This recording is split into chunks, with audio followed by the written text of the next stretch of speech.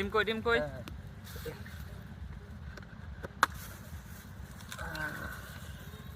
ভাই লবণ লবণ হলুদ দাও। হলুদটা দাও।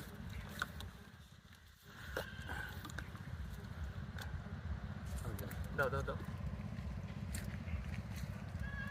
আজকে শুধু আপনাদেরকে দেখাবো যে এই গরমের মধ্যে ডিম ভেজে খাওয়া যায় কিনা। এই যে ডিম, এই যে তেল, তেল কিন্তু অলরেডি গরম হয়ে গেছে। ইয়া দিছো লবণ লবণ হ্যাঁ লবণ দিয়েছি। লবণ দিছো? না না থাক থাক থাক হয়ে গেছে। লবণটা দাও। লবণ লবণ কি দিছো? না না লবণ দাও দাও দাও। মাথা ঘুলাই গেছে, মানে হিটে মাথা ঘুলাই গেছে।